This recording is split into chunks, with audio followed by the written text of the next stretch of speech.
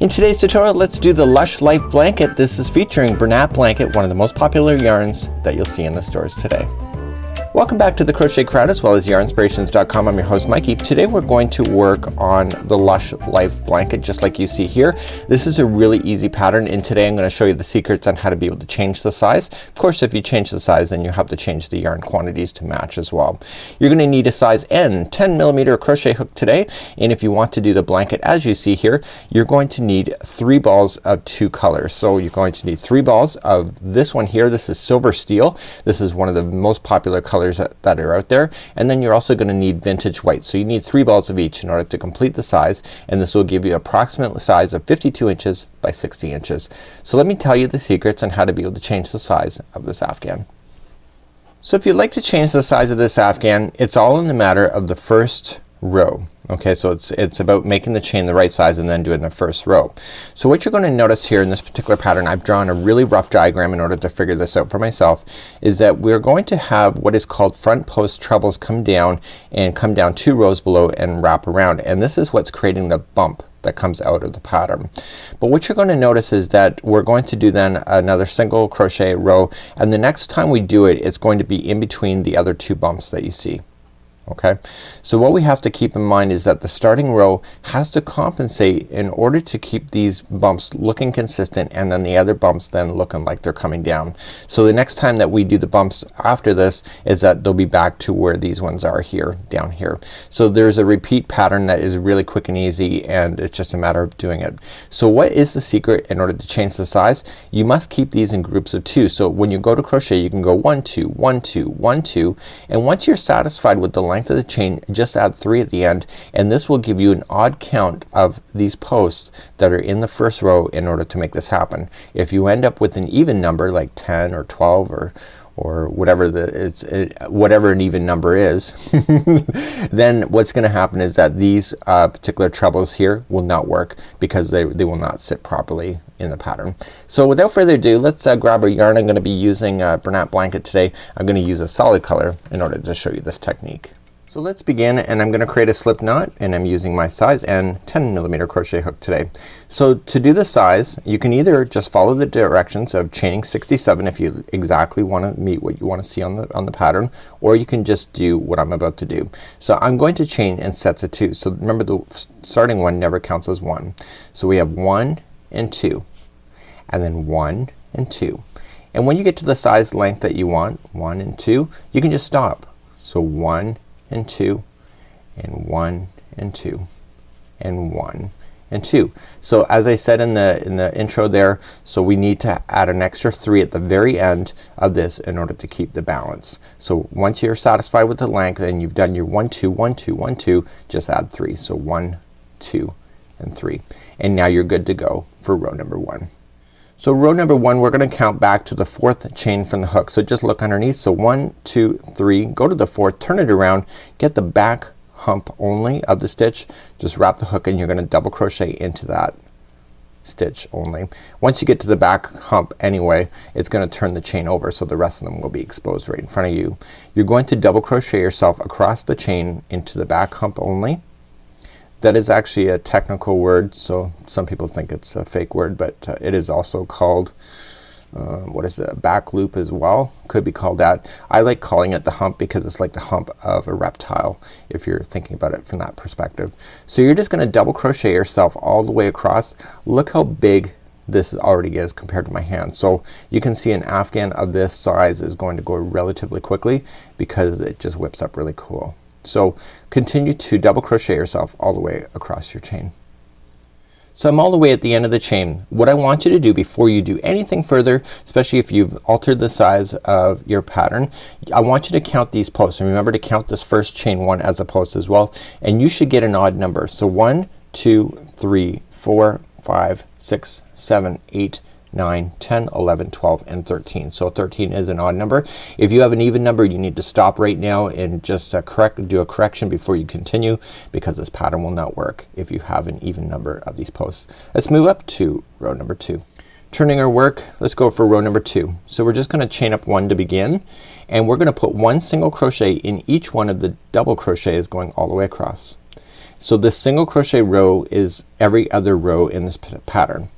Okay, so rows number 3 and 5 are slightly different from each other, but row number 2, which is this one, is repeated between each one of them in order to give it distance, in order to have that really cool look that you see in the pattern. So just single crochet yourself all the way across your row, and I'll meet you at the end of this row, which is just a few moments for me. I might as well leave the video on. Here we go. And remember to get that very last chain. So I got 2 stitches left. Do not forget this final chain. A lot of people stop early, so they end up with a triangle afghan. Just goes in the top of the chain. So don't go into a space, go right into the top of the chain like so. If you go into the space right at the end, what's gonna happen, it's gonna leave a massive hole, so make sure you go right into the chain itself. So let's turn and work, and let's review number 3, and this is going to be repeated every time we're coming back to this particular row. So let's begin row number 3. So the third row is going to repeat itself over and over and over, but what we're gonna do is that we're gonna repeat row number 2, 3, 4, and 5. Okay, so this is number 2 here. So we're going to do number 3 now. So we're gonna chain up 3, which counts as a double crochet.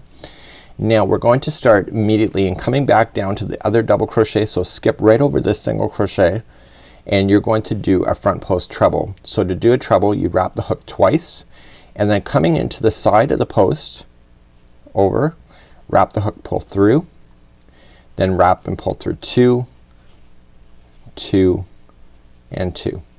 And this is what gives it the big lump look. So you're going to skip that same stitch that's in behind, which is right here, and you're going to double crochet into the next one. Just like that. Okay? So we're going to do it again. So a front post treble, we're gonna skip the next double crochet down here and go to the next one over. So wrap the hook twice, and you're going every other one, if you can just remember to do that. So okay, so on the top here you're going to skip over the one that you would have went into and just double crochet into the next. So just remember that the front post treble crochet is blocking a certain view. So if you look at it from behind, you can see that you skipped a stitch and skipped a stitch. So let's do it again. So front post treble, so just wrap the hook twice, skip the next one, go to the second one over, and remember that is counting as that one in the back, so just skip that one and go to the next one over for a double crochet. Okay, and you're going to go all the way across using the same technique. It's just every other one is a front post treble. Okay, and you will get the hang of it really quick, and you can see that this is gonna grow really quickly. So the trick to having it as being an odd number right in the beginning is that you need these to be sitting in the proper location.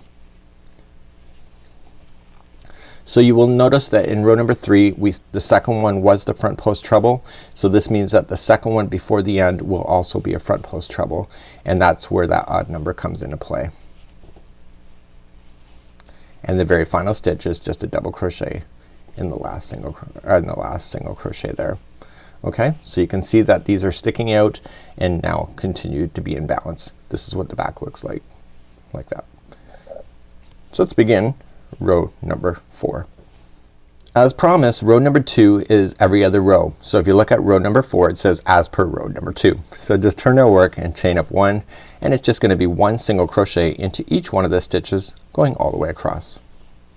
So this row is really, every other row is a no-brainer for these single crochets. You can just whip along nicely, and then we're gonna move up then to row number 5.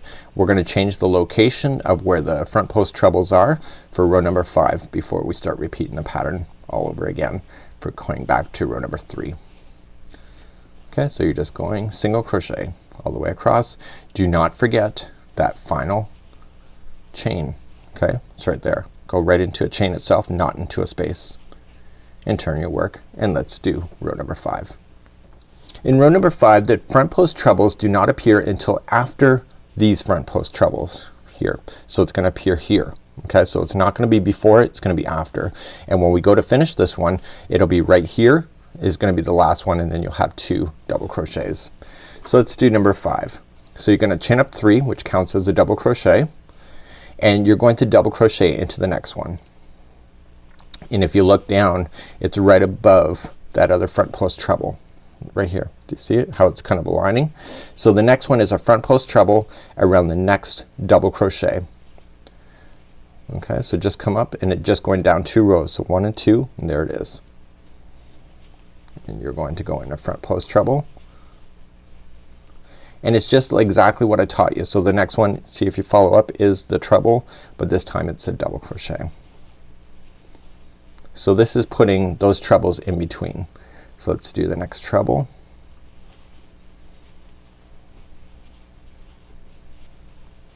Okay, and the next one is a double. So do you see that? So it started one more in than the other one here, and you're gonna continue all the way across like that. So the last 2 stitches on this particular row will just be double crochets regular in order to keep the balance. I am going to review step number 3 again for you in order for you to see the consistency of this particular pattern. Okay, so I got 3 more stitches left. I just got 1 more treble, front post treble here, and I have 2 stitches left, and the final 2 in this particular row are going to always be 1 double crochet each. Okay, so do you see the consistency of the pattern? So the front post treble started the 3rd one in, and it finishes the 3rd one before the end. So let's turn our work and do row number 2 once again. So turning our work, we're doing row number 2 all over again. Every other row is just chain 1, single crochet into that stitch, into every stitch all the way across. So this is a repeating of row number 2. So I want to show you repeating row number 3 one more time, just so that you understand the repeat pattern. You can see how fast that this particular afghan will grow. Obviously I have a small sample in my hand, but you can see how much I've done already just in the short time I've been on camera with you. Don't forget the final one is into a chain. Okay, so let's move up and review number 3. So turning our work, so this time do you see where these are down here where my thumb is? That's where it's gonna be up here. Okay, so it's just gonna follow up, and then it's just gonna be in between the other trebles that you saw. So to begin, again, row number 3, just chain up 3 to start, and the next one is a front post treble. So just looking down 2 rows, 1 and 2, and just wrap the hook twice and do a treble, front post treble. Okay, and the next one then, if you follow it up, is just a double crochet. So this is now putting those trebles in between the other ones. Okay, just straight down.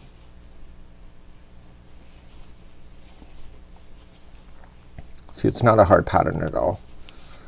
Okay, and the next one is a double crochet. And if you're ever confused, just look down to see what's going on in the pattern. So you can see now that you had these here, and then the next row, which was row number 5, it shifted over, and then row number 3 it comes back. Just like there. Kind of reminds me of a conveyor belt kind of idea of how chains are put together in a conveyor belt. Okay, so you're just gonna continue it along. Again, I'm not really thinking too much about this, to be honest with you. I'm just looking for the consistency of the pattern and just maintaining what's already there. So there's not a brain killer in this. I can see why it's easy, because it really is easy. So the next row is going to be the same as row number 2, which is 1 single crochet into each, and then you're back to row number 5 again, and again you're just gonna do exactly what you did over here. You're just gonna start 1 in. So the final stitch is just a double crochet. So if you can understand this pattern, so you can see it just like here. I'm gonna put down the hook so I can hold it open for you. Okay, so in the first one here we had the trebles all right and almost to the sides. It's just 1 left over, and in row number 5 we shifted over to the 3rd one in on both sides, and then we're back to number 3 coming back out again. So this is how you do the Lush Light Blanket. It's really quite easy. Good luck with this pattern, and until next time, it's Mikey on behalf of the Crochet Crowd as well as Yarnspirations.com. Have a great day, and we'll see you again real soon. Bye bye.